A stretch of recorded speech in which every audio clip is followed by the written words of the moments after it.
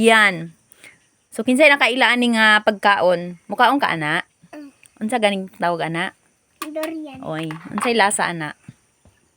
Ha? Mango. Mango. Maayo. Kailan pa nagkalasa ng mango yung durian mo? Yan.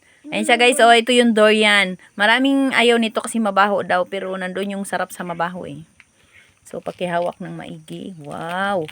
Amazing. Yusa, pagani. Wala pa. Oh. Yan siya, durian. Yan ha. Tandaan mo, durian. May tinik to siya, kaya lang, tinanggalan na ng tinik kasi nga tinaguan ng buntis. Takaw, sirok yun. Tinan mo.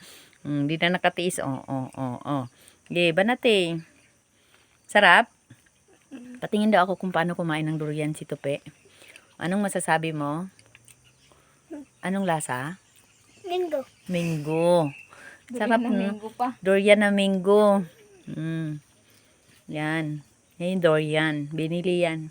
Magkano 1 kilo? 50. Ako ano ni mami ha? Hindi niya pa kanuni ang mami. Oh. Nagkakaon pa siya. Yan na daw itong isa. Tag-isa ganit ta. Tag-isa man daw mo. No, tag-isa mo ni mami. Mauron! Ako ang tinaguan!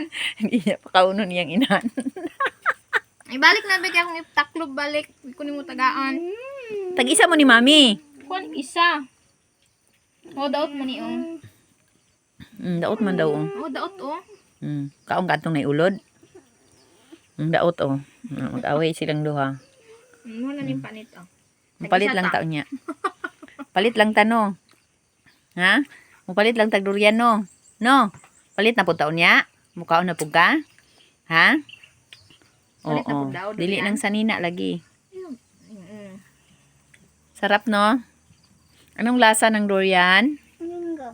Mango. Di talaga magbabago yung pananaw niya sa lasa ng durian. Mango talaga eh. Sarap ng kain nito, Pe, oh.